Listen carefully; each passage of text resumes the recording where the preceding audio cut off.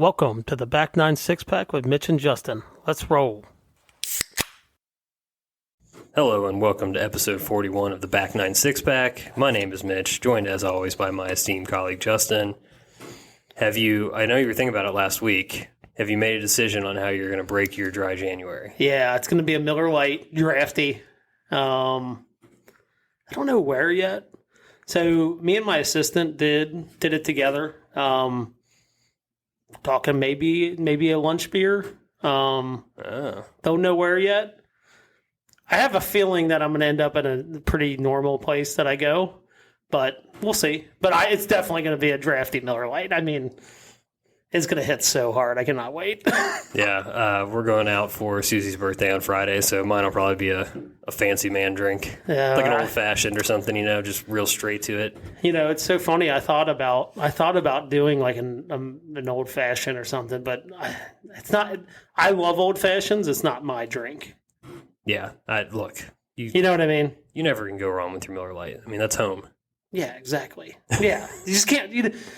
You can't fix what's not broken, right? Let's just stick with what we know. I haven't had a Miller Lite since December 31st at like 11:58. That's what we're going to go with. So I missed the taste of it. I know. I was kind of, like I said, I was debating the whole, I want to do 3 months this year. So I was debating, do I just go straight through, just make it to April and then jump back in? But, look, we have dinner plans. It's going to be hard to avoid.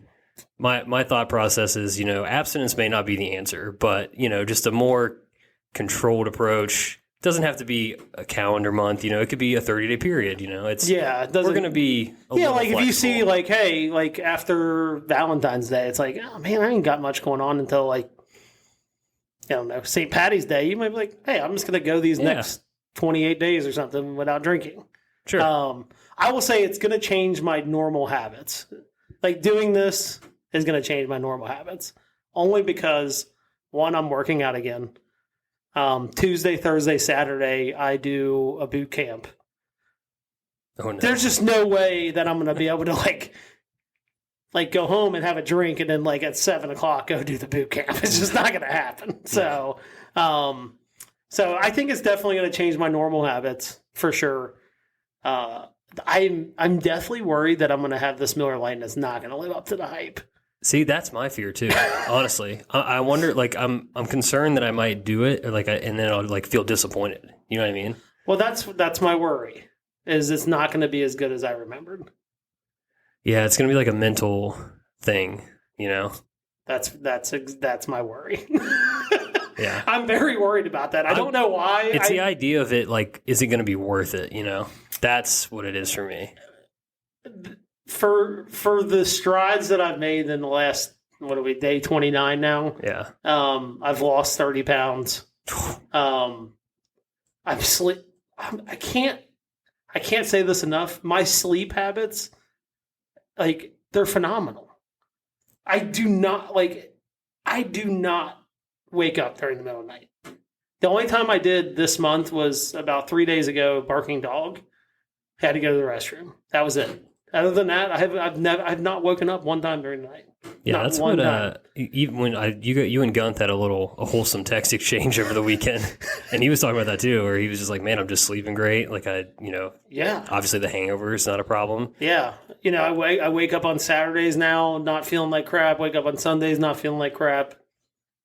God forbid with football going on, you don't wake up on a Monday feeling like crap. Yeah, I would tell you, productive-wise, mentally productive is this whole month. Which you're changed, man. Look at you. I am. I just my biggest thing is the 30 pounds loss. I just don't want to. I don't want to cut into that because I've really gotten into a really good a workout habit. Now that we're 30 days into it, it's now a habit, right? Isn't that what they say? Is it takes 30 days for you to kind of solidify a habit. So I've now solidified that. I've got a routine, I've got that going. I don't want to do anything to mess that up. And then also the 30 pounds I've lost, I don't want to do anything to mess that up. Yeah. So we're going to tread lightly the first couple, I'm going to have to say this, the first week and a half. Yeah, we're just because I am going to Cabo, and oh yeah, things might catch a slippery slope when we get there. So you just got to give yourself grace. Whatever happens, just give yourself grace. Yeah, and I will say this: I think, look, I love Miller Lite. That's going to be my first drink, but after doing some research into how to like maybe subdue some of the weight gain back and stuff like that, switching to like a maybe tequila, like a tequila soda. Maybe subdue the hangover in the beginning too, like that first night that I really get after it. So we might be switching to some clear liquids, possibly in lieu of, 18 beers. Hey, baby steps. Baby steps. Look, I'm never going to give up beer. I've told people this throughout the month. I just like the taste of it too much. Yeah. To give it up. No. Can't. Like, I know some people that don't like the taste of beer. They drink it, but they don't like the taste of it. Are you in that boat? I don't think. No. No, you like the I like beer. Yeah, you like the taste of it. I do. But yeah, it's gone well. I mean, let's get these popped open. Sure. This is our last sober episode. I thought that was going to explode in my face because I dropped it on the way in.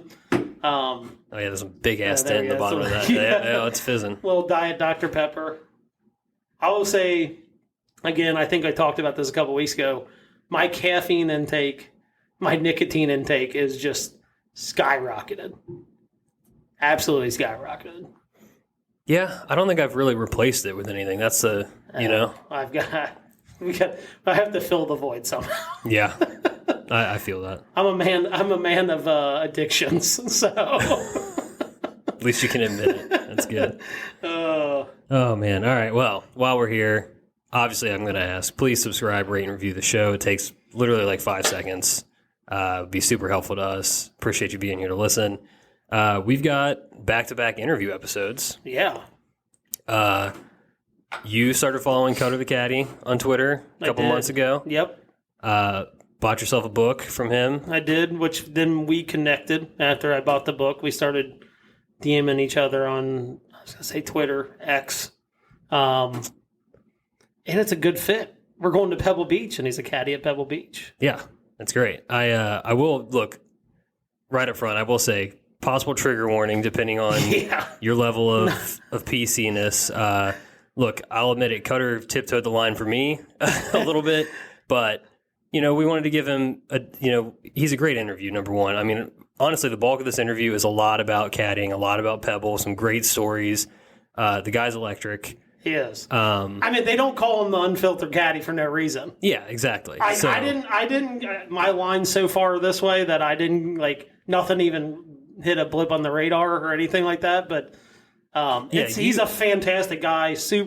So many stories. I mean, like you say in the interview, we barely scratched the surface. I think of the stuff that he's built up over 25 years at Pebble Beach, and it was a great interview. I had a ton of fun doing it. Yeah, I would say you and Cutter have something in common. You're both habitual line steppers. Yeah, we are. Sure. I love it. That's why I think that's part of when I started following him, I was immediately drawn to it. We're kind of the same person, right? We say stuff and people are like, oh, no, I don't know if you should have said that. It's like, it's fine. Yeah, you both have the power for making me slightly uncomfortable, put it that way. Yeah, but it is great, and I can't wait for everybody to hear it. You want to get over to it now? Yeah, let's get to it now. All right. America's Unfiltered Caddie, Cutter. All right, today we have Cutter the Caddie. We met on Twitter. He's one of my favorite Twitter follows. Started following you about a month ago. Found out you wrote a book when I was following you on Twitter, and bought the book and enjoyed every page of it. But Cutter the Caddie, he's a caddy at Pebble Beach Golf Links and an author. So how's it going today? Great. Yeah, I had a nice rainy loop today. Pretty wet out there. It is wet here. I feel like it's raining just about everywhere. And I know the guys south of you this weekend down at Torrey Ponds are getting about the same kind of weather. So hopefully we can get past this winter weather and get into some better stuff here shortly. Yep. So, when we have guests on, me and Mitch, we love to hear people's golf stories as far as, how you got involved in golf. Where did it start? If you want to talk about, how you got involved in that, and then obviously how'd you get involved in caddying? Yeah, kind of a long story, but golf started for me basically after college. I roomed with a fraternity brother who played number one man at UC Davis's golf team, and I loved the game, but I had really no talent for it. I was a big slicing hacker, probably. I think my first index was at 17 point something when I first started golfing, and I worked with this guy for months. He took me to the driving range. He gave me the lessons his parents paid for, and anyway, through some blood, sweat, and tears, I'm at the driving range beating balls, and I went from a guy who could only slice the ball to I can work it both ways when I need to now, but I prefer the cut, hence the name Cutter. And so I worked myself down to about a 2.5 index was my low index when I was playing some golf. And I chase it less these days, but I love the game, and I'm probably playing 10 to 15 times a year, 20 if I'm active, and love to travel and bring my sticks when possible. So I'm usually chasing some pretty good courses around the country. Love to hear that. Awesome. Yeah. Yeah, no, so to jump in real quick, so I did a little research as best I could on you, Cutter, before this, and caught an interview you did a couple months back, and your travel itineraries sound just incredible. I mean, you listed off the Serengeti, you've been to Patagonia, you climbed Mount Kilimanjaro, like much more than just a caddy. You might even be a Sherpa, honestly. Well, those porters in Tanzania, they're the heroes of the place because we carry a backpack, some water, and my camera, of course, because I'm a photographer. But those guys are carrying all our gear, the food. It's just they're impressive, and they beat us to the next site, and they've already got the camp set up before we get there, so it's pretty neat. But pre-COVID, I got into a schedule where I would like to travel around the country. I do about 4 domestic trips around our U.S. and try to hit different states. Sometimes they're road trips in the car. I've seen 18 states in my SUV, and sometimes I'm flying somewhere. And usually I'm bringing the sticks. I'm trying to hit destinations, but I'm also trying to hit them at certain times a year where I can get the best photos. So if I go to the Northeast, I want the fall. If I head to Yosemite, I like the winter time. It's really pretty over there, and you don't have the crowds. And then I was usually doing one international trip per year as well as the stuff around the States. And COVID kind of changed that a little bit, but I'm about to get back in the swing of things. Got a big trip coming up, not till December, but I'll be going back to Africa. And we're going to stop in Cape Town, South Africa first, and then we're going to hit Zambia and Victoria Falls, which is this massive waterfall, and then finally to Botswana for a couple different safaris over there, where they'll take us and show us the wild game out there, and it'll be awesome. That's going to be a pretty awesome trip. Yeah. One of my college roommates was from South Africa. And everybody that I've heard either from him and everybody I've heard that's been there said it's one of their favorite places in the entire world. So, nice. Between Cape Town and Durban and all that. Yeah. That's going to be a pretty amazing trip. Yeah. Do you, absolutely. You have a little bit of a daredevil streak in you? You going to get in the water with the sharks at all? No, I'm an old guy now. I'm, physically, I was a pretty good athlete growing up, but I was in a really bad car accident when I was in college, and now it's 40 plus years later, and I'm arthritic, and you guys wouldn't believe it, but when I'm done looping after a day's round of golf, I come home and I can barely move. So no daredevil in me. I'm just happy to be above ground and still walking, after the accident I was in. It was pretty bad. Well, good for you, because I'm still relatively young, and I played in the USAM qualifier this year. And there's a running joke because I had to fall down in my 35th hole of the day. I had to fall down in the fairway and stretch it out so I could get up the hill. So it was quite the scene. So good for you. I wish when I get to my age or your age that I am still moving that well and being able to walk golf courses, because it feels like it's coming to an end very soon. So, well, yeah, my brain, I feel young, but the body suggests otherwise, For sure. Well, as we mentioned in the beginning, you're out at Pebble Beach, which includes Spyglass, Spanish Bay, all those unbelievably beautiful courses. Yep. So let me ask you this, because I've got friends that are, at Kiowa and the golf club, which is a super private club here in Columbus, Ohio. How did you get out there? Because sometimes these gigs are kind of hard to come by. Yeah, well, I had a buddy doing it who was actually rooming with me. And I was in between jobs and I thought, okay, well, he's been raving about it. Why don't I go give it a look? So I back when I was hired, it was, I've been out there for 25 years. So it was a little different than now. You just kind of went out there, you talked to the caddy master. They would say, well, it's wintertime, we're kind of slow. Why don't you come back at the end of March? And then I came back at the end of March and they go, all right, can you start looping? Sure. So it was pretty easy. Nowadays, we're probably hiring 40, 50 guys per year.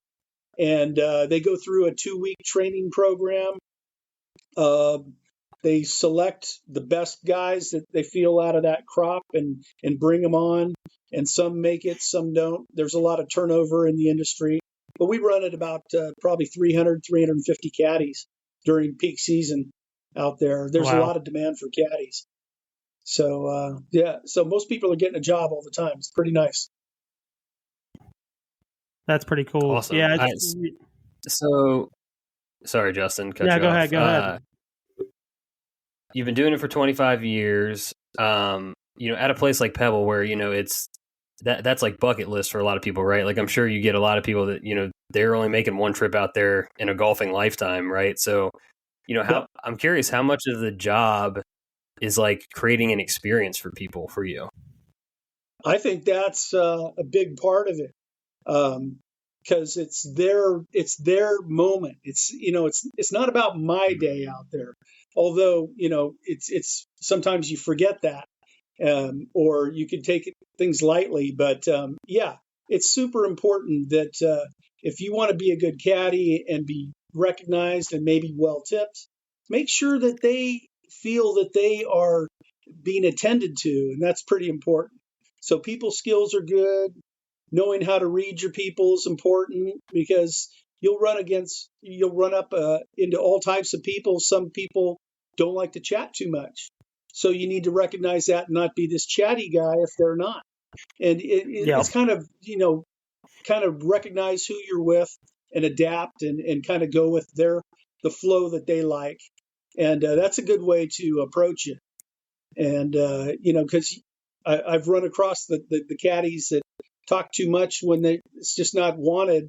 And, it can be kind of annoying. They won't be invited for the next loop after that, and, so I know that. I know that feeling. I've got a guy that caddies for me up here in tournaments every once in a while. He just keeps inviting himself back, though. I can't for some reason can't get rid of him. Oh, so with that being said, so obviously 25 years on the bag. So I think I know the answer to this question because I follow you on Twitter, but have you ever caddied in a PGA Tour event? Yeah, a bunch of Pro-Ams, probably 15, 16 Pro-Ams, maybe more. I kind of lost track. I've done 2 U.S. amateurs. I caddied in 1 U.S. Open, and that was 2010 at Pebble. And it was for a South African guy named Dean Pappas. And I probably would have never got a bag, but some guy called me up a week before the tournament, and he said, he goes, "Hey, Steve, you won't remember me, but you caddied for me last October, and I kept your business card. You knew the course. I liked your work. I have a player that just qualified. He shot 66, 67 in Memphis and made the U.S. Open. He goes, but I'm playing in the Texas State Amateur. I can't do it. How would you like a bag in the U.S. Open? And I was like, absolutely, who doesn't? Turns out we were the first, he was the first guy to tee off the whole tournament. So wow. It was pretty cool, pretty interesting. And the side note to that, there was this young punk in our group, and this guy bombs it on the second hole. They changed it from a par 5 to a par 4, and he hit it about 410 yards. Third hole, he tries to drive the green by flying over the 16th green with a cut, and they very next year they planted a tree, so you can't even attempt it. Turns out I didn't know who this guy was at the time, but it was Gary Woodland. Wow. Yeah. That's yeah. So he moves the ball. Yeah. He caught my attention with this 400-yard drive on number 2. I've never seen that. You could put me on an airport runway, I'm not going to hit it 400 yards. And that was impressive to watch. I became a fan right away. Yeah, that's crazy too for him to come back to Pebble and win it in 2020 or 2021, whatever the year was for Pebble. 2019. Yeah. As I say, right before COVID. Yeah. Exactly. That's wild. Yeah, very impressive, and he almost made the cut. Out of the 3 of us that we were paired together for 2 days, Gary was 1 under the cut line with 2 holes to play. We started on 10 the second day, so we just had number 8 and number 9 to go. He's 1 under the cut line, and he makes an 8 on hole number 8. Oh. His only bad hole for 2 days, and it knocked him out of the event. And so it was tough to see. And no matter how good he played number 9, he wasn't going to get it. Now, having caddied in a few events, have you ever, obviously, when you started kind of doing this, did it ever cross your mind, like, hey, when these guys are here on a yearly basis for the PGA Tour or a U.S. Open, to try to find some kind of permanent gig, maybe someone that would pick you up? Yeah, I'm a guy who's divorced with no kids, so I would absolutely consider it, but I never chased it because, the work is so regular at Pebble. You know what you're going to get.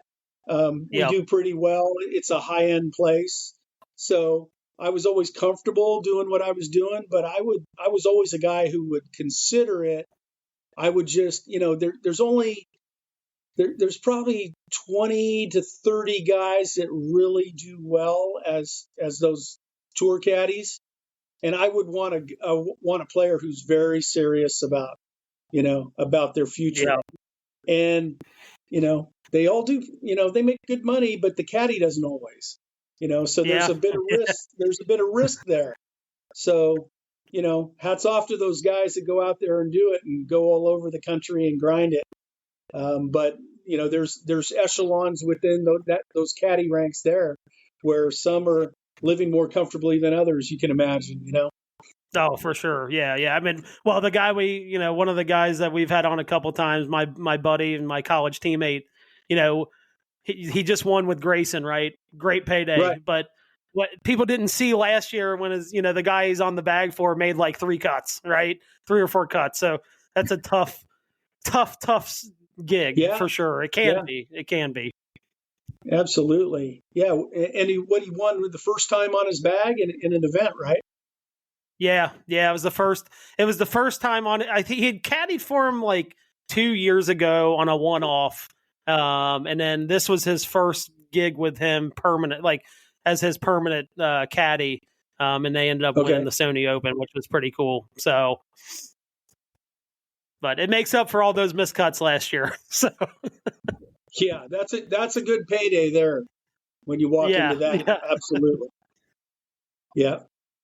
All right, Cutter, I got. Just hope he doesn't want to take the next month off. You want him to keep going. Make sure you're in that next event. Yeah. Yeah, exactly. To take a little bit of a left turn here, so it's sort of a 2-part question, because hole-in-ones are somewhat of a debate on this show historically, so this one's for the listeners. So first and foremost, do you have any hole-in-ones personally? And second, how many have you witnessed as a caddy? Okay, yeah. So I've had two personally. One in a charity event where I made a hole-in-one not on the money hole. It was a different hole. Oh. So yeah, so I didn't get the cash or the car, but that was kind of fun. And I shot a pretty low round for me that day. I think I shot 71, which, I've never broken 70. And then out at Pebble and all the other courses, I've seen more hole-in-ones than I can recall. So number 5, number 7 at Pebble, more than I can remember. And those are fun ones too, because they're right there on the water, especially 7. Oh, yeah. Everybody loves to make that one on 7. But number 12 is the stingy one. Now, I've only seen 4 hole-in-ones on that hole at Pebble. And one of them was last year too. And the guy we were in a big charity fundraiser, and each hole that was a par 3 had a $50,000 prize if you made a hole-in-one. And on the first par 3, the guy says, "Cutter, if I make an ace, it's 10,000 to you." So heck yeah, and he says this in front of everybody. And he didn't ace 5, he didn't ace 7, but he aced 12. Now, I'm not jumping up and down. I'm going to leave it to this guy to see if he's going to follow through. And there was no talk about it. And I know you don't get paid right away. This is, it's an insurance thing, and it's going to take months to get paid. So around the 4th of July, I sent out a text to all my people that I follow that are interested in the book. Hey, happy 4th of July from Cutter, blah, blah, blah. And I said, hey, man, I still haven't received that money yet. And and the guy wrote back and goes, hey, I'm not going to give you what I promised on number 5, but Cutter's got something coming. And he sent me $1,000. So okay. Hey, nothing wrong with that, No, it's not 10,000, but it's better than nothing. Right, but it's his money, and he's got to pay taxes on it. And I get it. It was a nice gesture. That's awesome. So yeah, okay. So the part of this that is up for debate, and I'm curious your thoughts on, especially because at Pebble, you guys have a great short course like the Hay out there. So Justin's stance essentially here is that for a hole-in-one to count, it needs to be on a quote-unquote regulation course, and during the course of either a 9 or 18 hole round. How do you feel about that? Does a hole-in-one count on a short course or a par 3 course? Absolutely. You play a par 3 course enough, you're going to make a bunch of them. Yeah, so no, that doesn't count. That doesn't count, Alan Shipnuck. Did you guys? He was one of them. He was one of them. Yeah.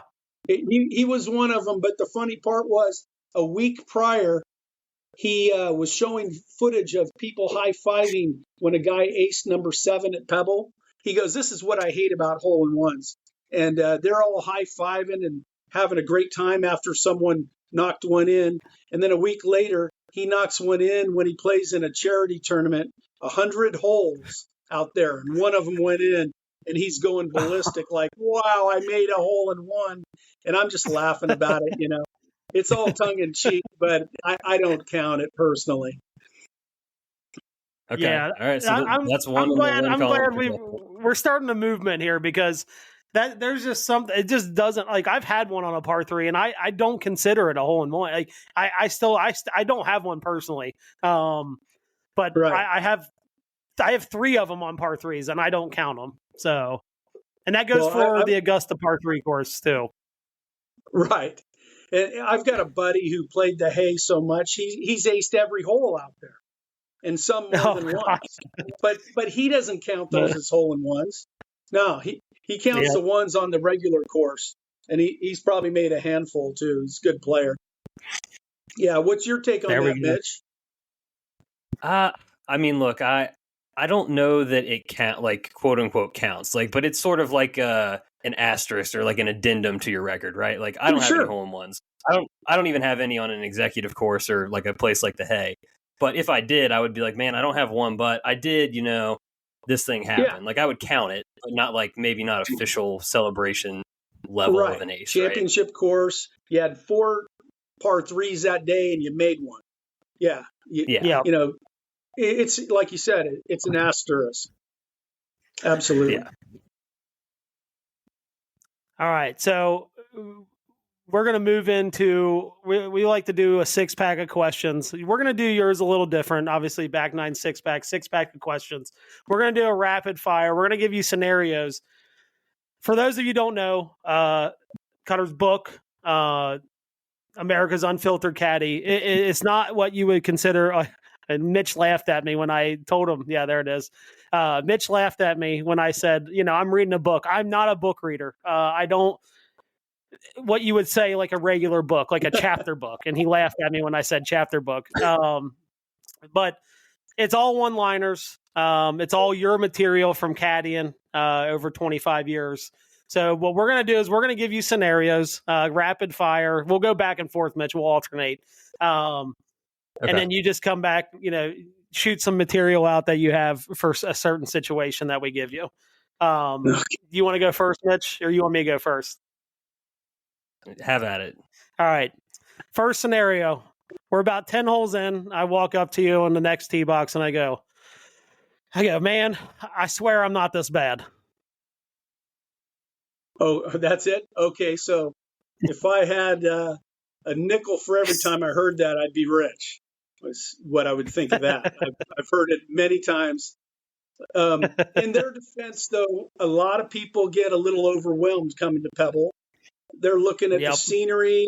They realize, look how small these greens are. So they do tend to struggle. I always contend that Pebble Beach is a course, come back, play it more than once. Even though it can be a bucket list one time only, it's hard to play your best golf that one time. A lot of people put too much expectation. Yeah, they put a lot of expectation on themselves, and it's tough. So they shoot themselves in the foot. For sure. All right, Mitch. All right, next up. I leave a putt woefully short. That was weaker than a Dylan Mulvaney bench press.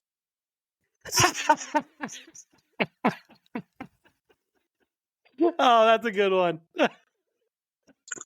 Oh, okay. Hold on. Let me compose myself before I get to my next one. Okay. All right. This is pretty typical of me. I have a terrible wedge game. I blade a wedge about 180 yards from about 100 yards out.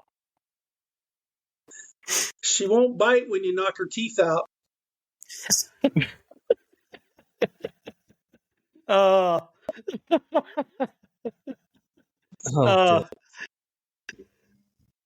right. I'm notoriously horrible from bunkers, right? So you can pick this dealer's choice here. I hit one into the bunker and I either fail to get out of it or I hit it into another bunker. Okay. I always tell my players, avoid the Hitler. That's 2 shots in the bunker. That's a classic. Yeah. Oh, all right.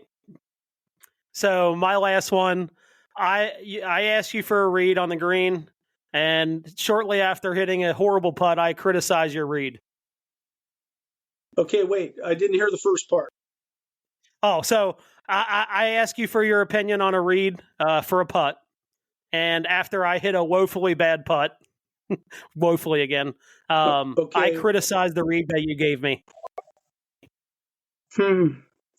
I don't know if I have a joke for that. I probably should. But literally just the other day, I had a guy, I told him the putt is straighter than a gorilla dick in a petting zoo. He hits the putt. He's outside left of the cup, and he yells at me, it didn't break. Who's wrong there? I gave him a colorful suggestion there, and, he didn't make the putt. I don't know what to say. But I mean, if he said it didn't break after you told him it was straight, that's on him. That is on him. Exactly. He's mad at me for not making the putt. And I told him it's a straight putt, and he says it didn't break. So, we run across all types out there. Oh, yeah. Yep. For sure. Yep. All right. Last one from me here. Another thing, I'm notorious for the left ball cutter. I'm not a cutter. And so I got a little running joke for the listeners of our show. I call it the Waffle House ball because it's smothered and covered. So I hit a Waffle House ball. This thing's super short, laser beam to the left. What do you got for me? Well, Cutter might say that was hooking like a runaway teen. I don't know if that's your flavor or not. Oh, that is. I like that.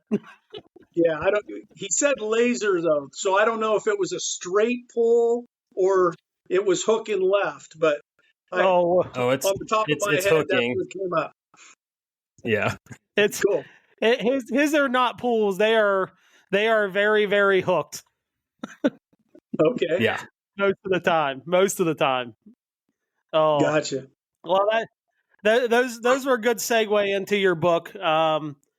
Cutter, the America's Unfiltered Caddie is the name of the book.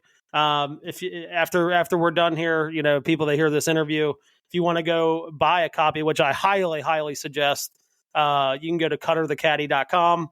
And if you're on X, definitely follow him at Cutter the Caddy. But let's talk about a little bit about the book before we get out of here.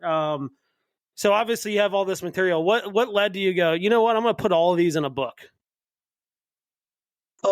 Yeah. Okay. So, I'm caddying with this other caddy one day, and I'm letting the one-liners fly, and we hadn't caddied together in years.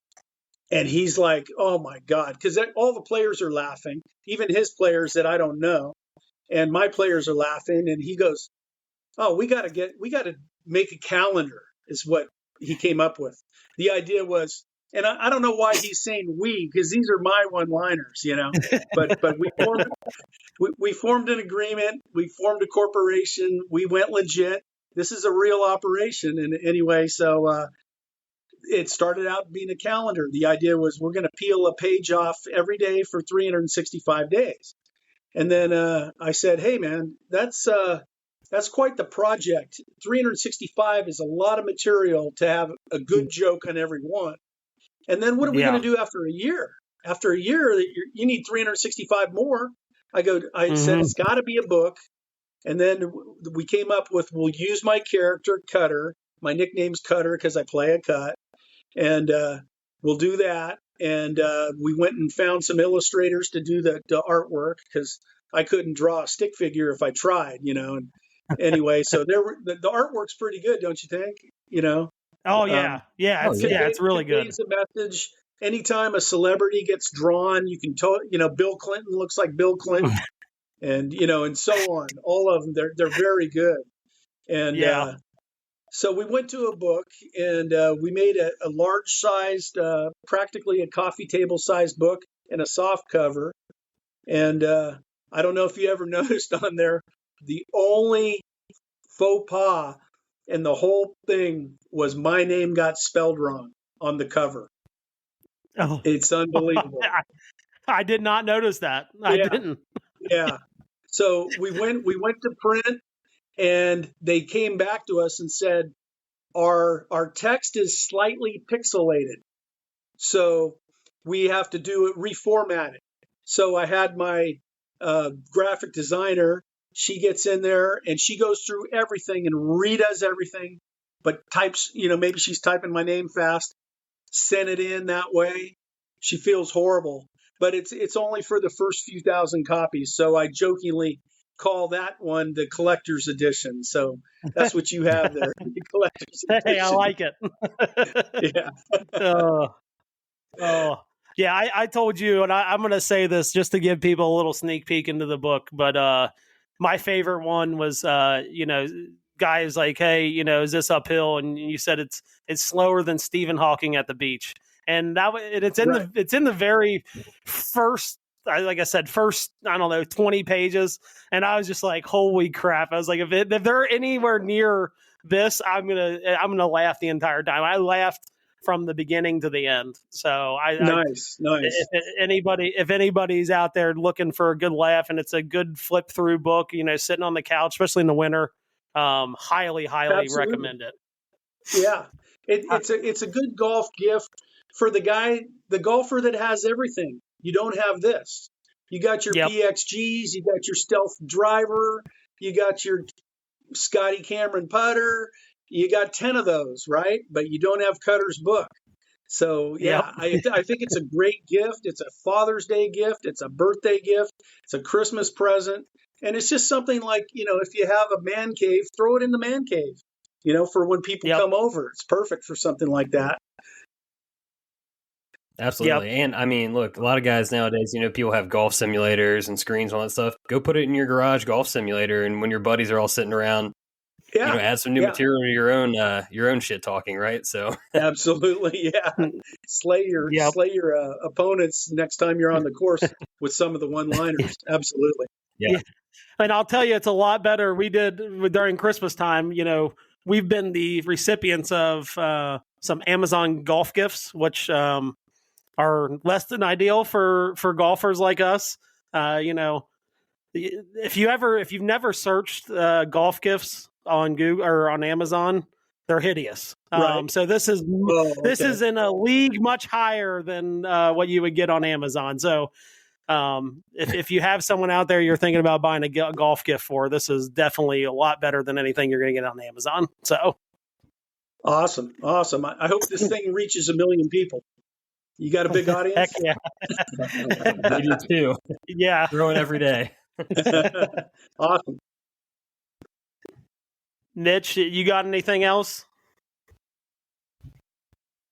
No, I think that's great. Cutter, we really appreciate you coming on, man. This was a ton of fun, and hey, it's a Wednesday in January. It's a great time to spend with you guys. Yeah, heck yeah. Well, I appreciate it. Thank you guys for having me. It's fun to talk with you and get a little exposure, and hope we can do it again sometime.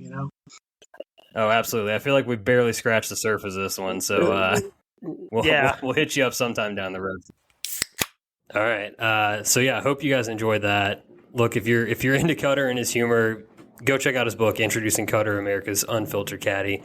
I think it's cutterthecaddy.com, right? We said in the interview. Covered all that. Cutterthecaddy.com if you're on Twitter or X. He's at cutterthecaddy. Always drops stuff on there that happens in his rounds that day. Again, I've added to my repertoire of one-liners. Smothered and Covered still I think your go-to. Still love that, but the one he put in there for that. Good job. I laughed pretty hard and I thought about it the entire night after the interview. So I mean, honestly, just for the golf junkie in me, and probably a lot of you listening, I didn't understand. How does somebody become a caddy at Pebble Beach or any course that's like that? He's talking about there's a wait list for it. Back when he did it wasn't as, intense, but, they put these guys through training and they it's like freaking Top Gun for caddies. They take the best of them, and so, and he looks super interesting. He's a photographer. He travels the world. Yeah, I was so jealous when he was talking about his travel schedule, by the way. Yeah. Crazy. It was, I mean, look, I guess when you're a caddy at Pebble, you don't have any kids or you're unmarried, you've got some time, so you may as well spend it doing a ton of cool shit. So. But the coolest thing is, he's talked about maybe having a chance to play Augusta. I really hope he gets on because that would be fantastic. I know one guy that's played Augusta. One. Of all the golfers between the two of us, do you know anybody that's played it? No. I know one. Aware of. Yeah. I know one. So I really hope he gets on. I hope that's a real thing. So look, I'm pretty sure what you're talking about happened after we turned off the recording. Oh, is it? Oh, yeah. I thought it was in the interview. My bad. That's okay. Just to clarify, I'm pretty sure he talked about an interaction he had with Bob Estes, I think, on Twitter. Yeah. And basically, he was like, call your shot, whatever course you're going to play. He's like, all right, I'm going to play Augusta. And he's like, all right, see you in June. So apparently, and he followed up since. Yeah. So, Cutter might be playing Augusta in June, so stay tuned. Stay tuned for that. I forgot that was after we stopped recording. We kind of hung around for 5 or 10 minutes and talked. But I love, by the way, we dropped it early, but the Gary Woodland story from the U.S. Open is fantastic. That was funny. It's like, who the hell is this guy? Yeah, and then like for him to that to happen, and then the for next him to back, win at Pebble Beach is just wild. And so that was that's really cool. But crazy. I hope you guys enjoyed it as much as we did. I thought that was a pretty cool, and thank you for him coming on. I mean, like for sure. I've only been following him for a month and a half, and DM'd him like 2 weeks after following him, and he was gracious enough to give us about 50 minutes to talk. So yeah, that was awesome. All right. Well, speaking of Pebble Beach, we're going to Pebble Beach this week. Yeah, we got a lot of pro golf stuff to talk about here. Let's start here. Matthew Pavone, is that how you say it? Pavone? Yeah. Mathieu Pavone. He's Pavone. French. Pavone. No parlez-vous français for me. No, me. We. There you go. He wins the Farmers Insurance Open. Were there any highlights that stood out to you? I didn't catch much. Everybody in my house is sick as hell. So man, I was sad for Steven Yeager. I thought he had it locked up. I thought he did too, and yeah. and I'd been following him for just like on and off, probably for like 4 or 5 years now. Super interesting guy. He's been on a couple podcasts. Crazy story, like during COVID, him and his wife started a baking business just to, super interesting guy. And I really, when he got up there and was kind of holding on to the lead, I was like, I really want him to close it out. I was sad when he didn't. By the way, Torrey Pines, like I've seen this tournament for whatever reason, just like hit harder this year. I mean, the leaderboard sucked. It sucked, but I really enjoyed the rough. They should have more. I don't know who said this on Twitter, but they should have more consequential golf shots in a normal PGA Tour event like they did at Torrey Pines this weekend, meaning there is a premium on hitting your ball in the fairway. There's a premium on hitting the green, right? It's not some just easy up and down, you got a chip shot out of 2-inch rough. So there was every bit of that this weekend, which I found it to be, outside of the leaderboard, kind of for the average golf fan, kind of stinking, not really knowing anybody up there. I thought that was really cool, them growing the rough out and making it tough, right? Like consequential golf shots, rather than guys hitting in the rough and it's like, well, he's not going to hit it to 5 feet like he would out of the fairway, but he's only going to have like 10 or 15 feet. Not a lot of that happened this weekend because of, I think by Saturday they said the rough was up to almost 5 inches. So it got pretty hefty there in the last couple of rounds. But it's kind of my takeaway. That the leaderboard again, though, was just wasn't great. Okay, so I'm just gonna say some guys' last names that were up here, and you tell me if you know their first name. Okay, you might because you watched a little. Yeah. Knapp. Alex. Jake. Okay, yeah. So he came bursting on at the end there. They didn't really show a lot of them, and all of a sudden you look at the leaderboard, you're like, whoa, he's 11 under? Like, who the hell is this guy? You've seen like 2 shots of him the entire Saturday. Yeah, he finished T3. I have no idea who that is. Which, by the way, he's top, after doing some research on him, and I should have known that, he's like top 6 in club head speed. Yeah, okay. So he bombs the ball. He's a bomber. That makes sense why. All right, last name you. Nope, no idea. Kevin. Yeah, wouldn't have known that. I think also somebody that bombs it. Let's see who else we got here. Whitney. Oh God, Thomas. You got it, Tom. Yeah, he's Tom the Whitney. ex-Air Force guy. Really cool story. Oh, okay. Did a really awesome interview on Saturday with our girl, Balionis. Well, Brenner now, but Balionis. Yeah, really cool interview. Really cool story. If you don't know it, I think Nance put it perfectly. He said that she gave the interview of the year, and really there were barely 4 events in. It was that good of an interview. Like after a round, it was so good. I'll have to go check that out. Yeah, you have to check it out. Yeah. It's really, really cool story. All right, last one. We're down the board a bit. T25. Last name Crow. Oh, Trace. Damn. Yeah, you got that one too. Yeah, he's another guy that I've kind of had my eye on for a couple years now. I think he went to Oklahoma State, if I'm not mistaken. Okay. Well, that kind of leads us into the next thing I wanted to talk about. I got a multiple choice question for you here. So just looking at the leaderboard, and obviously we've had all these long shot winners and stuff, right? So I'm curious what you think, because a lot of this, I'll just read the question. What's the primary reason the leaderboards have looked this way recently? Now, here are your options. A, this is what I think most people will say, dilution of the tour due to live departures. B, the new tour schedule. C, new pass to the tour for younger and international players. Or D, are we witnessing a bit of a turnover in generations?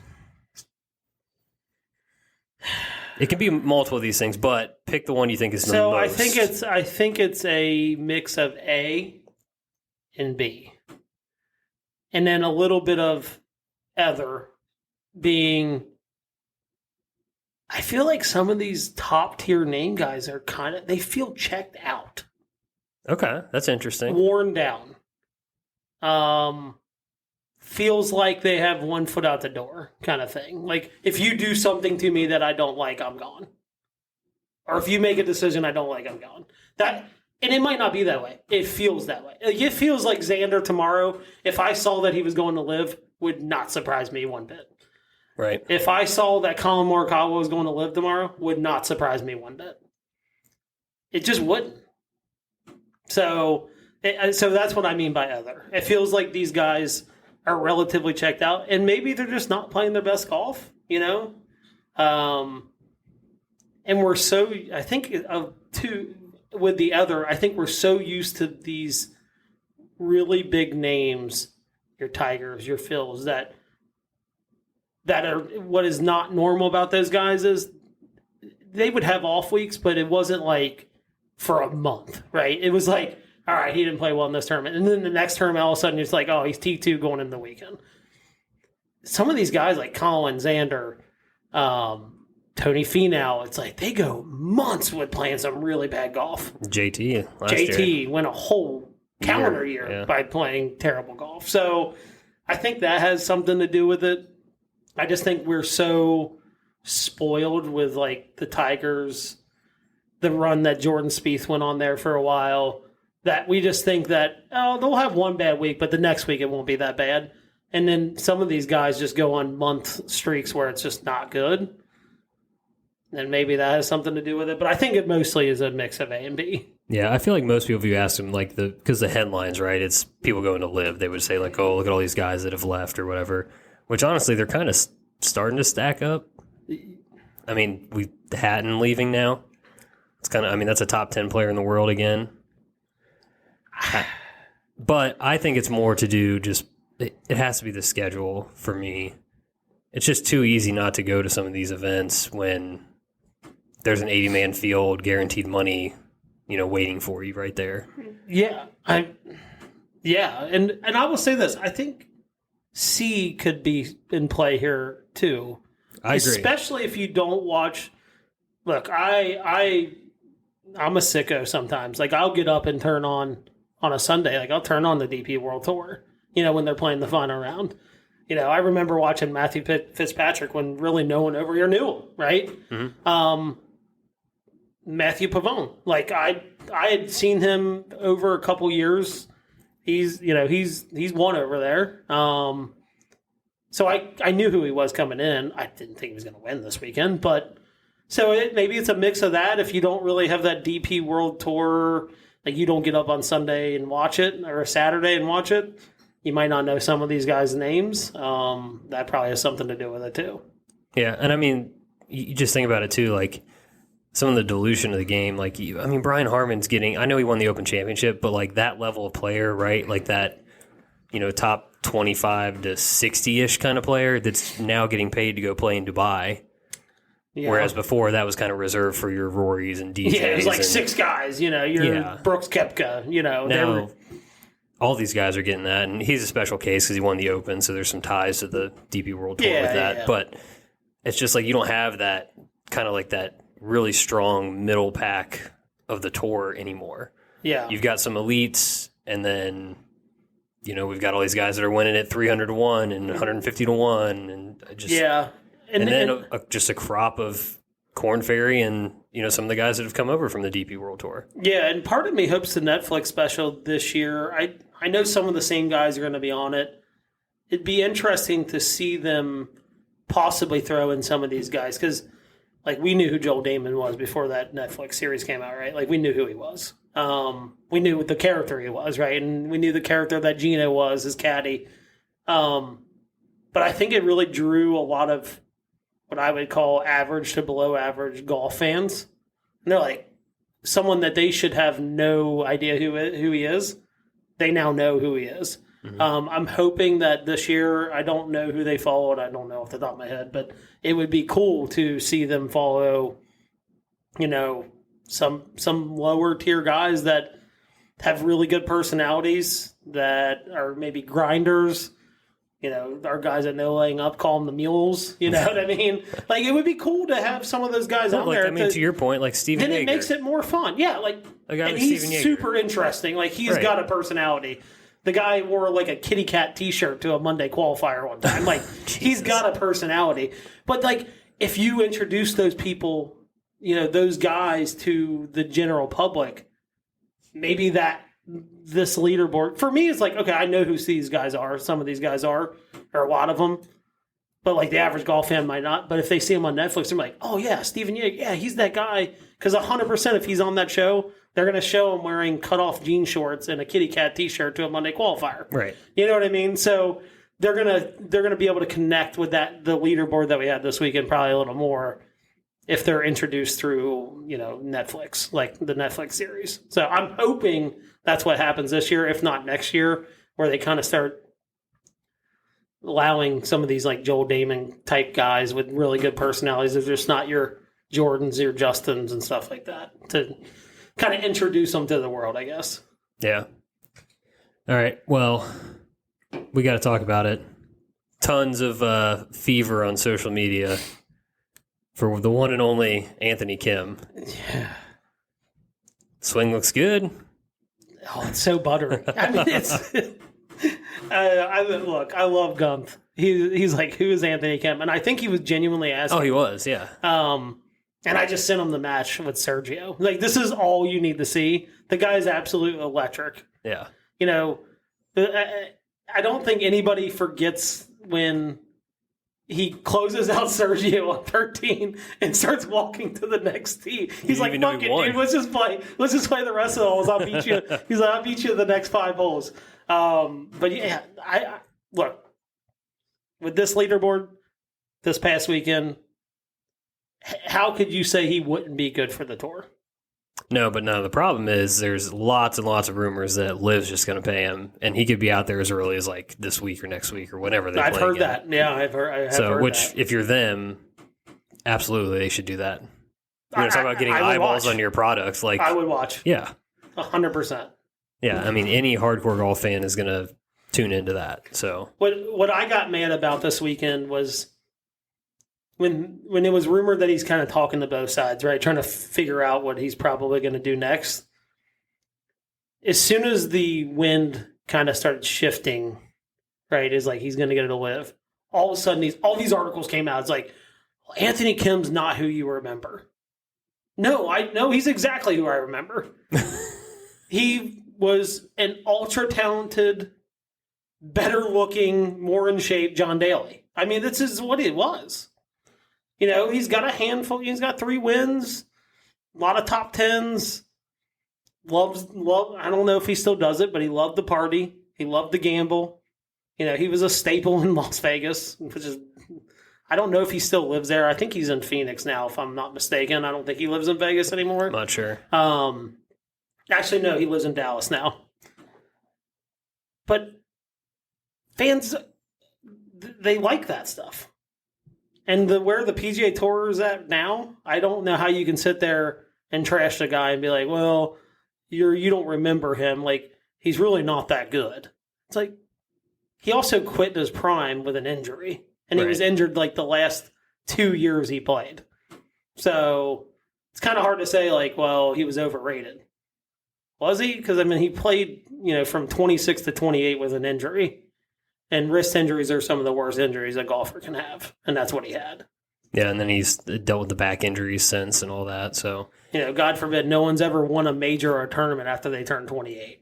That was my point. I'm like, how can you say he's overrated when realistically a golfer's prime is probably from 26 to 35, 34?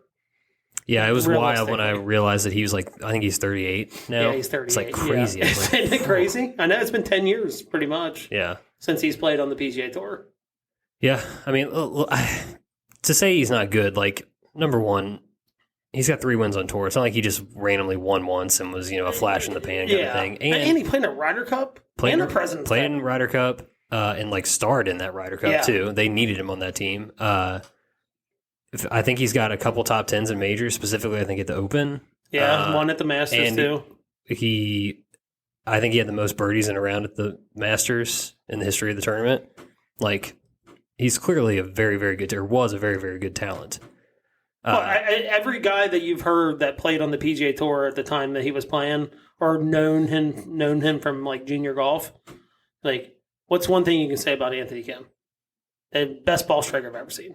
Yeah, he's an excellent iron player. And specifically, Colt Knost is on record, subpar. I love those guys. I listen to them every week. He's on record multiple times saying that he was a better ball striker than Tiger Woods. Now, golf's a lot more than ball striking, right? We all know that. But he's like pure ball striking is Tiger Woods' level ball striker. And Colt Knost played junior golf with him, played on the PGA Tour with him. Right. So there's some validity to that. And Colt Knost has seen Tiger play. Now he's an announcer. He's seen a lot of guys hit golf balls. For him to say that is something.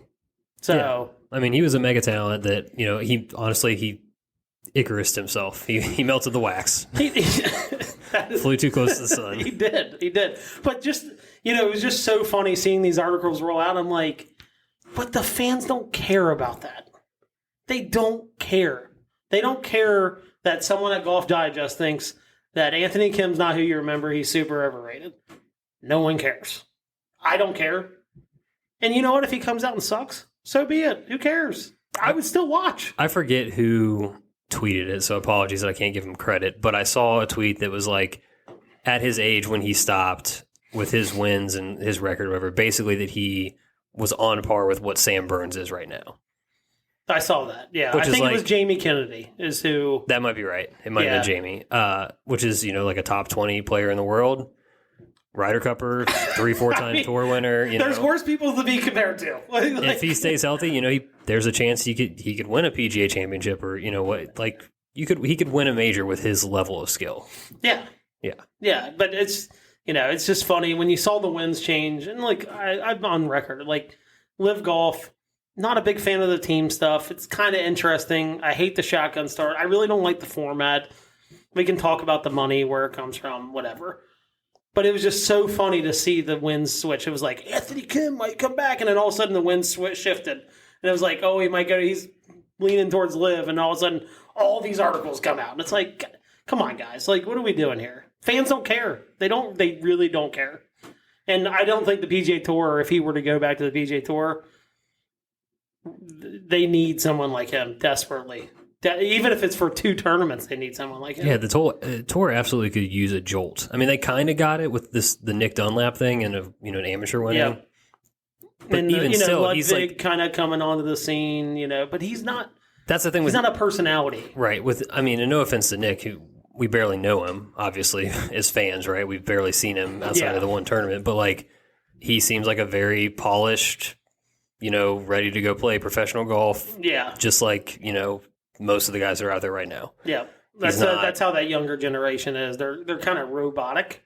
Yeah, which is not a bad thing. And if you want to be successful, they're built to win on professional golf tours. Yes, yeah, exactly. In a lab. Yeah. So I don't know. Look, I'm highly intrigued. I'll be watching this every space I can to see what's going on. I hope he comes back. And look, if Angel Cabrera can go spend 10 years in a prison and come out and win a tournament 3 months after his release. I don't know if you saw that this week, and he won a tournament. No, I completely missed that. I knew he was out. It was the Argentinian Open or something like that. He ended up. So I'm sure the field wasn't great, but he still won a tournament. He's got to be in his 50s by now, right? I think he might be in his 60s. My God. Okay. I don't know, though, because he rips cigs like a maniac. So he could really be 50, and he's he looks like he's 65. That's possible. But if he can do it at whatever 50, you can't tell me Anthony Kim can't come back at 38 and like have some form of success, whatever that looks like. I don't even care if he comes out and shoots 80. Like, if he wants to come back and play professional golf, like, we should let him. He was always very animated, good or bad, right? Yeah. Which is fun. You think he still rocks the belt buckle? Or is that... God, I wish. Does he leave that back? It feels like you got to leave it in the past. That feels like an early 2000s kind of thing. And the white belt, maybe, too. Yeah, they both got to go. So... I've never understood the hate for white belts, but I think I'm starting to really lean into it now that they're not very good looking. I think the only occasion for a white belt is with white pants. I would agree with that. It's the only time you can do it. Yeah, it's really bad. When the darker the pants and shirt get, the worse the white belt is, for sure. Yeah, the black pants of the white belt is probably the worst look that golf has ever adopted. Yeah, that's bad. He did that a lot. We can blame AK and Tiger for that for sure. But I hope he comes back. I think it'd be great. Look, they need a jolt of some sort. I mean, there's only so much these elevated events. And, we talked about it over text. It's like the convolution of how you qualify for these elevated events is just mind-numbing. So someone like AK coming back and, providing a jolt might not be the worst thing in the world. They literally, for an elevated event, signature event, whatever you want to call it, this week, had a category of fill the field that went to 8 random guys. Just so they could, because it's a Pro-Am, they had to have 80 players in the field, and it's the way it works or whatever. So yeah, it's just like they picked some guys from the fall. And on the record, so I saw the sponsors exemptions. Yeah, they're all pack guys. Yeah. And they're guys that are on the board. Peter Malnati. Yeah. Mav McNeely, which, by the way, I don't know who he knows, but he has been getting sponsor exemptions for 7 years. I think he's on a medical exemption, or who knows? But dude, he knows all the rich people. Yeah, he's connected. Yeah, he's very connected. But he actually played well recently, though. I think he had a good finish here. Yeah, he's played pretty good. That was not a Mav shot across the bow, but it's just every time I've seen a sponsor exemption of some sort, his name is in there somehow. So yeah, I get it. Okay, well, I guess that covers that. Look, I guess it's time. We got to talk one and done. Jason Day is dead to me. Look, we came out, the Siwoo pick, that was a grinder of a par on the first hole, right? We just grinded that out. Then we backed it up with the JT Poston, little comfier par. Just, it was like a par 3, hit the green 2-putt, we parred. Tap and par, yep. We step up, we pick Jason Day. We're on the short drive, or the short reachable par 5 and just fucking double bogeyed. Just... It whatever. seemed like such a good, solid, you thought, we double bogeyed after hitting 4-iron off the short par 4. We're like, this is the safe play. Okay. I like that. This is the safe play. I mean, double cross a 4-iron out of bounds on a 310-yard hole. It just felt so safe and good, and maybe that's, and I told you, going into this week, maybe it's not the safe play. Maybe it's the shoot off the hip, right? Just fire away, whatever gut's telling you. You know he's going to win this week, right? 100% going to win. Yeah. He's at least going to be in the hunt. He's got the best history at Pebble of anybody in the field. I know. Freaking off a miscut, so he's rested. I'm just waiting for it to happen. But things are breaking our way, at least while we're kind of struggling here. I think the guy in first right now is about 1.8 mil, and it's nobody's, because these long shots are winning, nobody's got them. So... we're only still 1.6 million back, which we get a W or a couple big finishes here in these signature events. We're right back in it. Yeah, yep. 15% of people pick Jason Day, by the way, so we were not alone in our miscut. Again, it just felt like a safe bet, right? Hey, if he doesn't win, he's going to come in 10th. That's kind of what it felt like. And then he missed the cut. No heart. Yeah, just bad. Our other choices from last week, somehow, again, it's the second time we've done it. We picked our worst option. Literally. Yeah, Tony Finau, T6. You had Aaron Rye, T33. I brought up Keegan, T43. And Sahith just kind of hung around T64. Yeah. Maybe didn't do much, yeah. But just bad. So, We're moving on. AT&T Pebble Beach Pro-Am. No cut, so we don't have that to worry about. But That's good. Massive, massive money on the table here as a signature event. What does the winner get? Like 3? I should have looked. I didn't even look, to be honest with you. Or it's close to 3. It's like 2.9. Yeah, I'm not entirely sure here. Well, while you're doing that, so, we've always talked about the research and all this stuff. I did not do any research this week. I literally went with my gut, who I thought I had a good feeling about, given it's supposed to be a little rainy, maybe a little windy. So I kind of went my gut with some of these guys. I'll start it off while you're looking that up. The winner will be $3.6 million. So, you hit a top 5 here. You're, second place is going to get like a winner's paycheck, basically. Yep. And I'm with you. You're firing off the hip, going with the gut. So, given the rain, wind, possible wind, some maybe nastier weather, Tommy Fleetwood. Oh, interesting.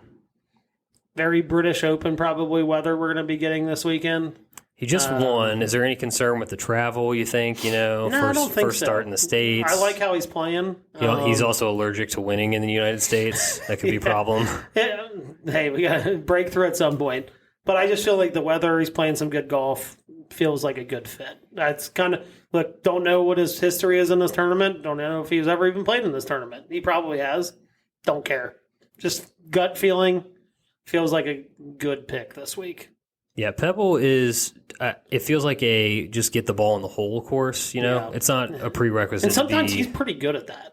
Yeah, it's not a prerequisite to be a super long hitter or to, have whatever, a certain skill set. It's more of just like, can you hit kind of like that 150 to 175 yard shot good, wedges, save the small greens. Do you have a good enough short game to get it around?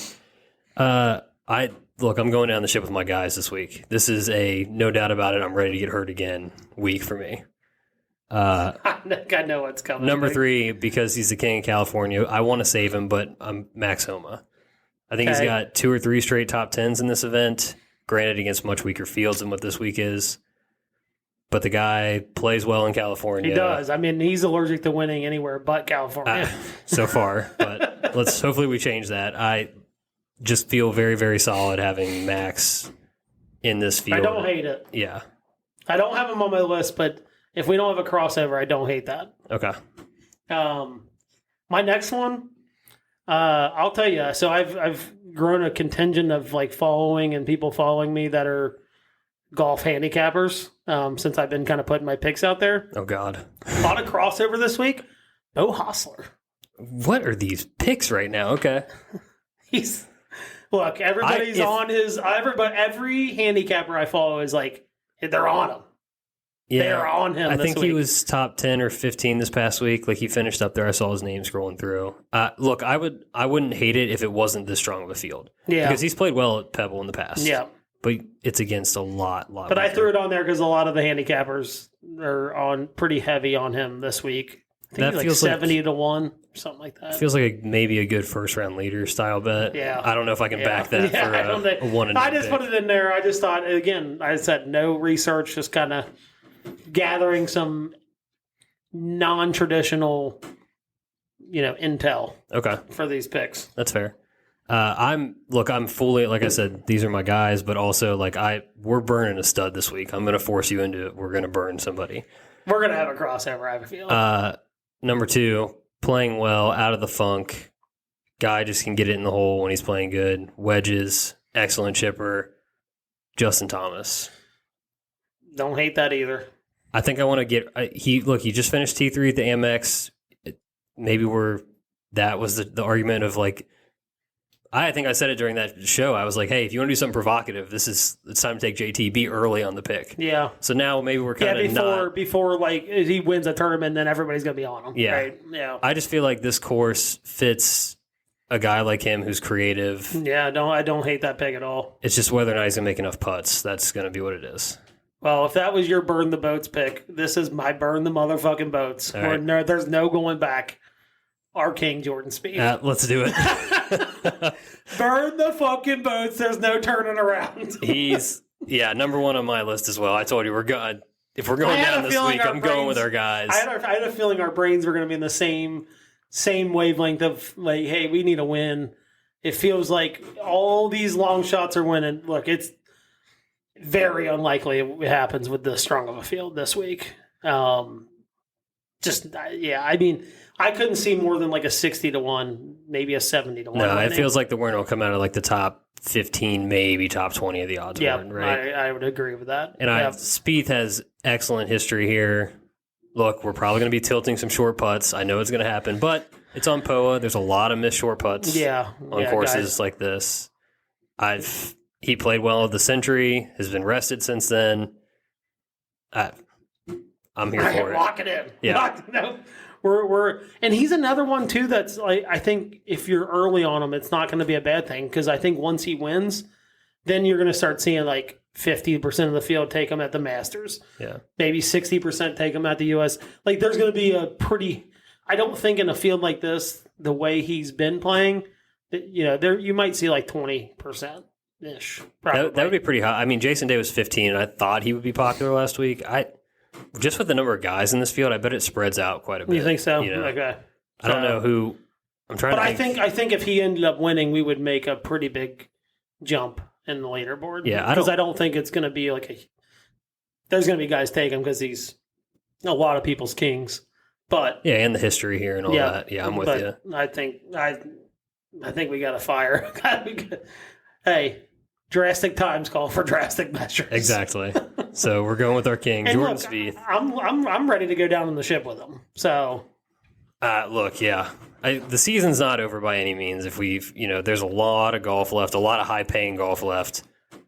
I get that, but also we need a birdie. We at least need a tourniquet. We gotta stop the bleeding. We need a tourniquet par at least, at a minimum tourniquet par. And with the no cut with him, it's like, if he shoots like 74, 75, and he's in 65th place, he is absolutely somebody that could come out on Saturday and shoot like 64.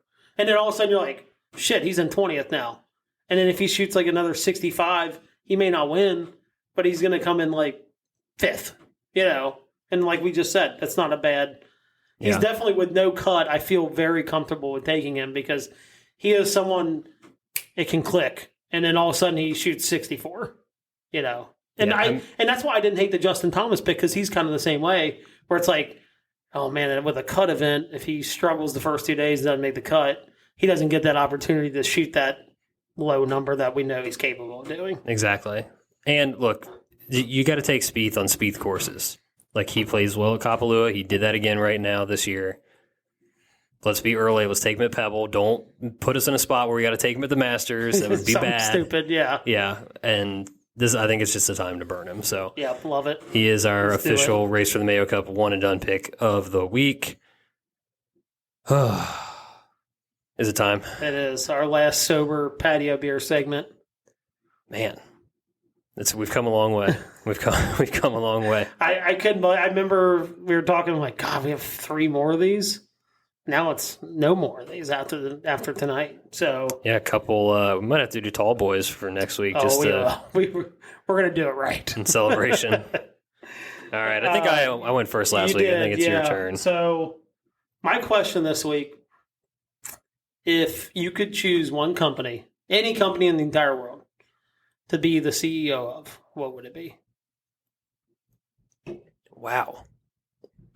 Could be Fortune 500, could be smaller company. Man, I had not given something like this any thought. I told you before we came on. I was like, I hadn't thought of it. But as we've been going, I've kind of just randomly thought of things. There's a handful that stand out. At least to me, anyway.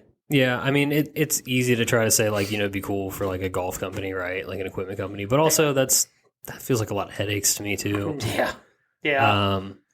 A lot of consolidation happens in that field. So, like, if you take the CEO job and get bought out, you might not be the CEO for long, you know. So, I'm trying to think of something that, like, I don't want anything where there's just, like, massive risk involved, right? Like, I wouldn't want to be a CEO of, like, an airline. That would be bad. Or a hedge fund or something like that. Yeah, or, one of these huge, like, banking conglomerates or something. I mean, you probably are very, very, very well compensated for those kinds of jobs. You are, yeah. But a lot of stress comes along with it. I would want to pick a company that's doing something cool or something like, good for, the greater good or whatever.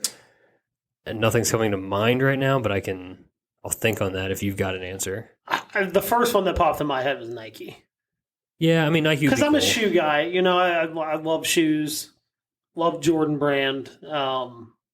Seems, to have the pick of the litter of any shoe that I ever want to wear, that would satisfy a lot of pain in my life of spending money on shoes.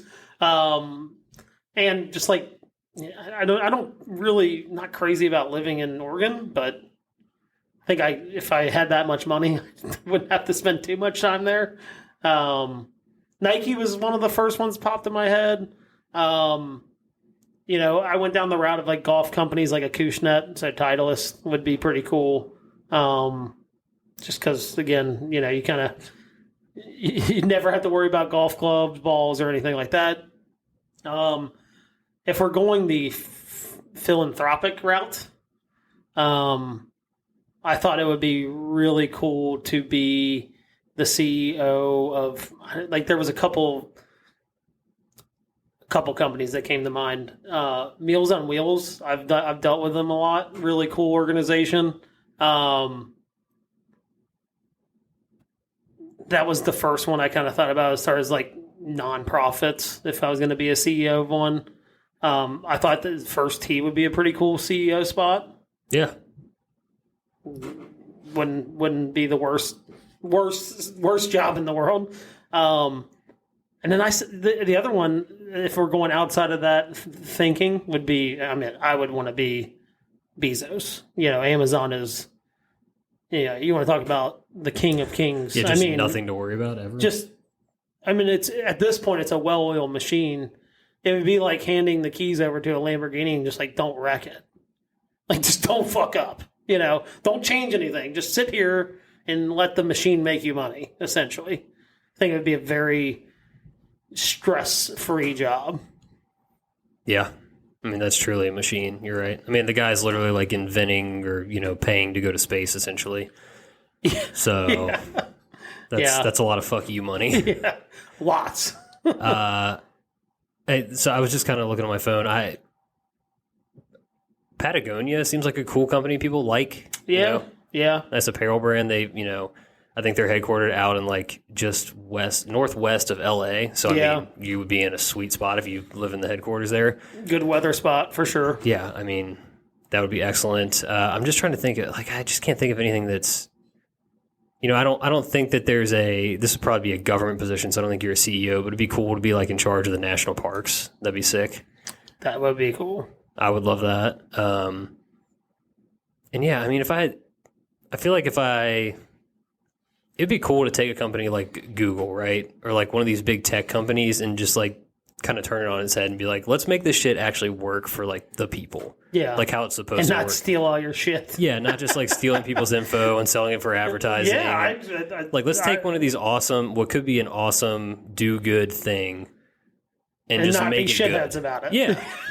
I think that would be a fun challenge, a fun adventure to go down. Yeah. Yeah, I think you would get a lot of pushback from shareholders, but I like the line of thinking you're in on that. Oh yeah, because I kind of thought about originally I was thinking for that, thinking down that line, like being like to see Zuckerberg, right? Like being Facebook.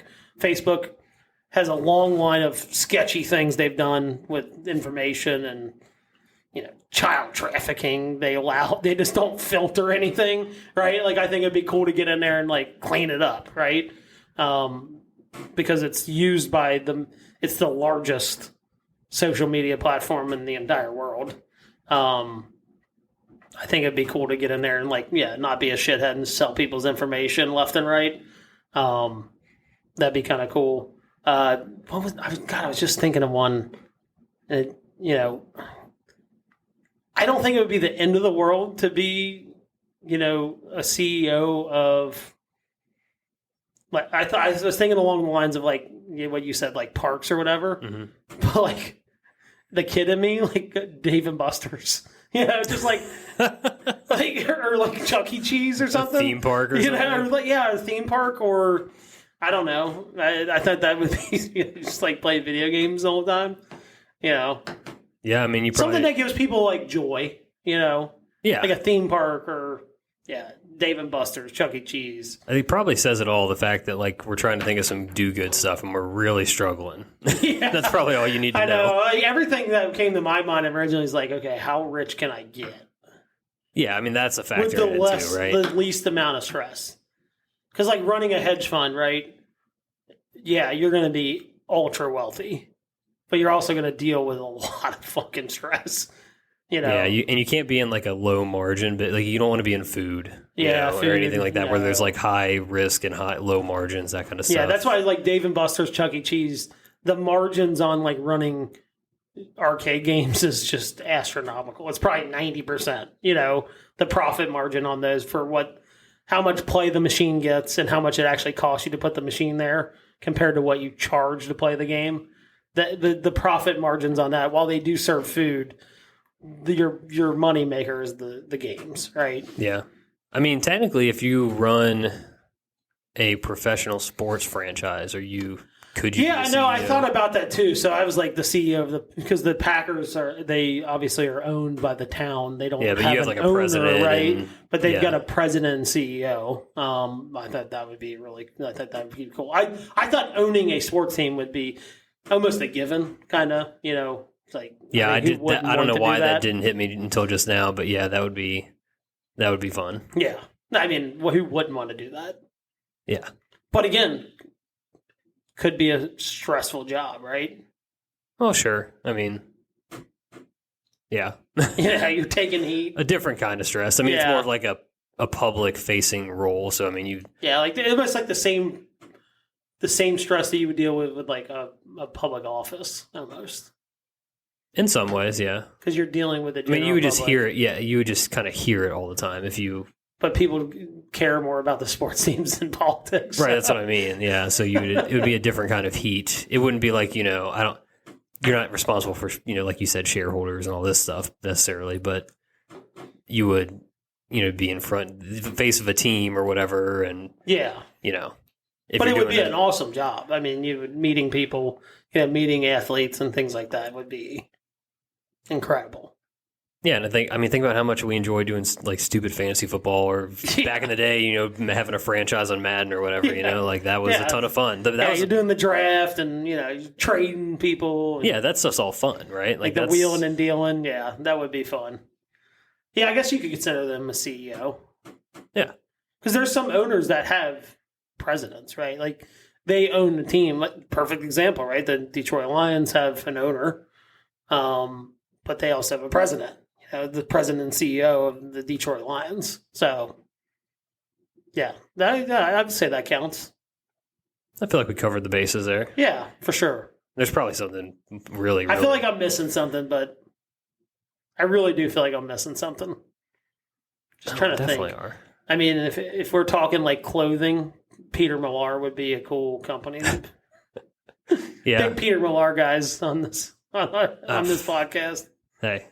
You're just scratching the surface. Me and Nick have been deep for quite a while. The Barbasol Polo was like kind of a gateway drug for me, I think. It definitely was. Yeah. Once I tried it, I was like, oh, okay.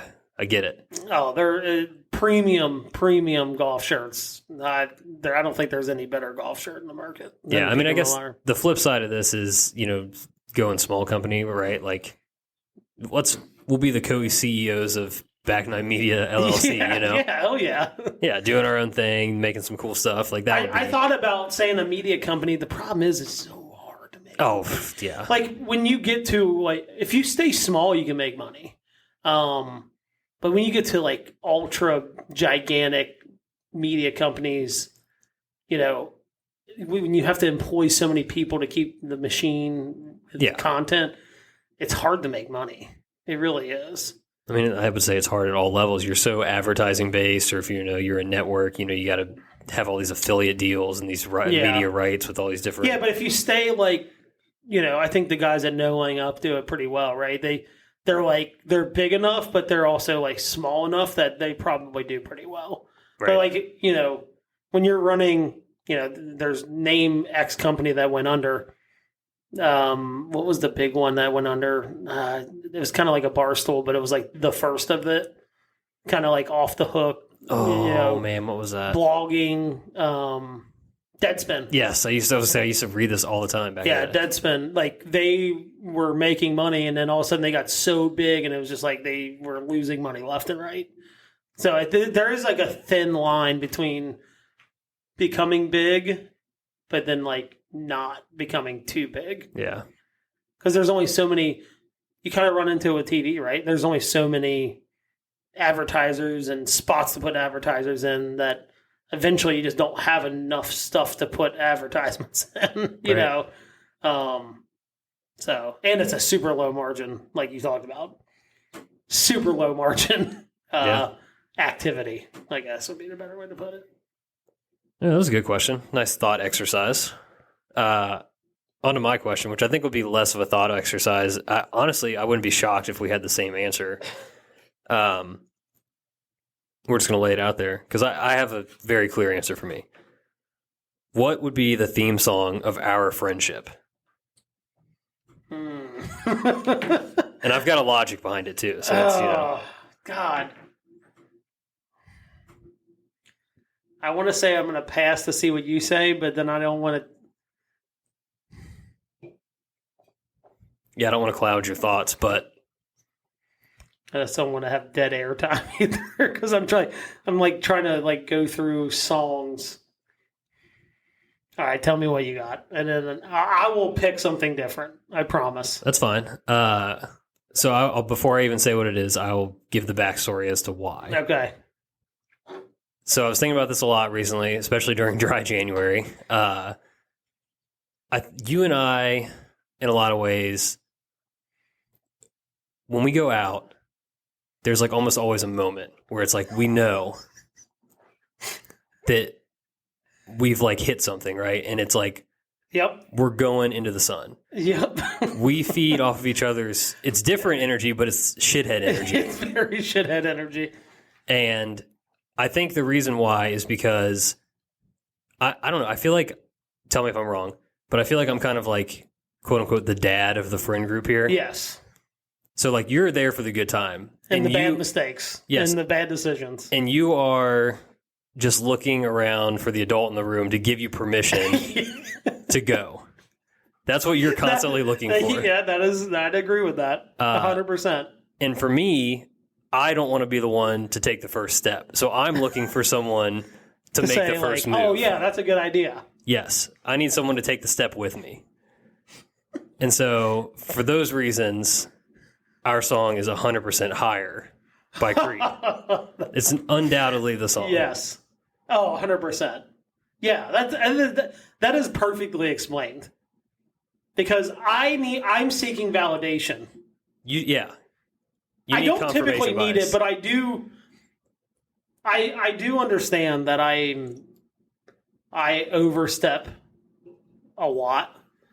So I've learned, as I've gotten older, that I when I'm like, let's pound some shots. Not the greatest idea, but I'm looking for validation for someone to go, that sounds like an awesome idea. You're thinking it, but you need someone else to mention it. Because you're not going to come out like, fuck it, let's rip some shots. Yeah. But you're thinking it. Right. Yeah. I think that is a really good song. If I had thinking along those lines, what would be another good song for that? That's almost perfect. Yeah. That's almost. I tried to think of other songs and truly couldn't. Plus, look, Creep is always in our hearts, but, there's been obviously they've come back to the limelight with, all these, the Rangers and the Vikings and all these teams adopting them. And now they're going on tour and we're going to the concert. So it's like top of mind, obviously. But I don't want to go hammer too hard on the Creed, but I think My Sacrifice would fall into that too. Talking about I'm the one that's on the edge. Yeah. And I'm looking for someone. I don't want to bang on the Creed drum too much, and then we end up dead. You know, that's what happens. Yeah, I thought Van Halen for a minute because you're sort of a Van Halen fan, and I was thinking like, once Higher takes us there, what's the next step? Like Panama. Yeah, like I could see us like super bad in the back of the car. That was my first line of thinking is, well, look, I think our friend group loves like classic rock. I don't believe anybody likes it more than you and I. Yeah, I would agree. Like the Van Halens, just the classical like 70s, 80s rock. I don't think anybody likes it as much as we do. So I was thinking along those lines of like one of those bands, right? Like a Fat Bottom Girl. Just a song that's going to take us to that. Yeah. Let's rip some shots. And you look at me and go, yep, let's do it. That, like a song like that would take us to that next level. You bring up Queen, just Don't Stop Me Now could be another good one. Yeah. Once we ascend, Don't Stop Me Now. Don't Stop Me Now, yeah. Because we're having a good time. But I think any song like that that's just like a 70s, 80s hair band banger. Yeah.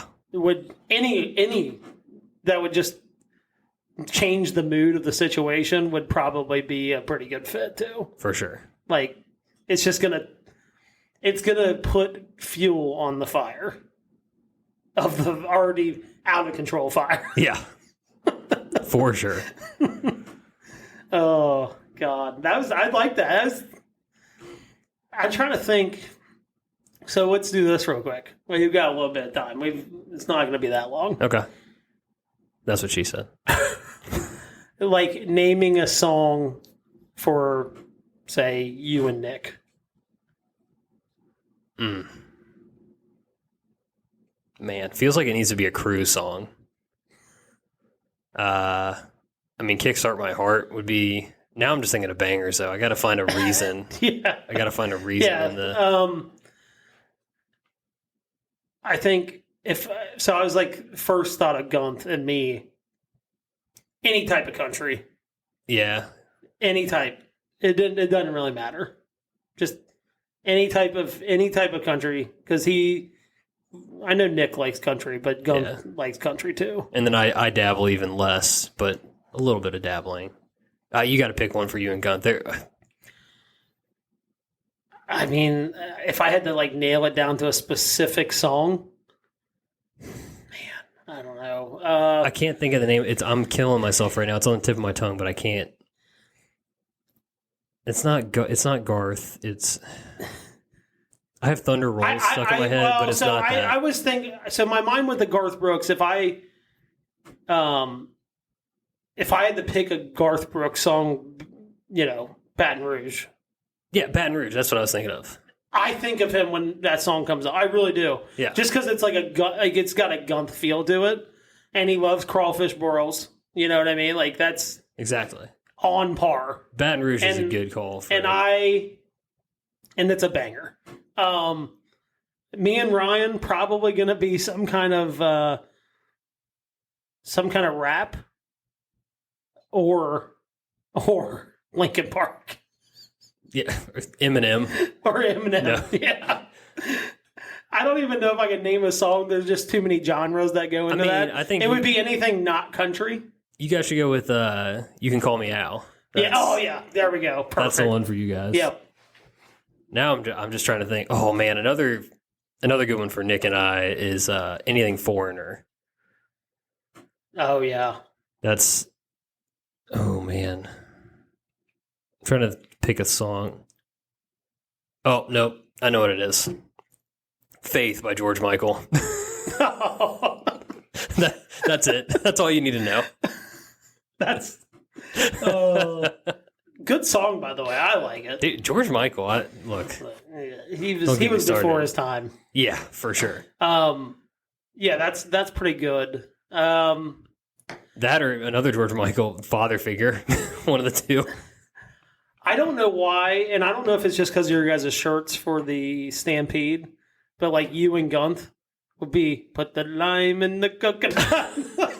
That's the first song that came to my mind when I was thinking, because you guys are very chill together. You can be. Yeah, maybe some Beach Boys. I think. Yeah, something along those lines. Yeah, or some Bob Marley, maybe something like that. I have to say this, but we kind of glazed over a song that could possibly be ours on another, just a different level of like not being a complete shithead, but like Summertime by Ken Chesney? no, oh my god. Summertime. No, hold on. It's on my golf playlist. Am I? So Already Gold or Summer Nights by Iration. Oh yeah, dude, Already Gold. Those are our golf jams. Like yeah, and Iration's just good, and we're the only ones that like them. By the way, I think I kind of low key got Nick into it. But really, yeah. I love Iration, but I remember, yeah, we were at the time probably the only two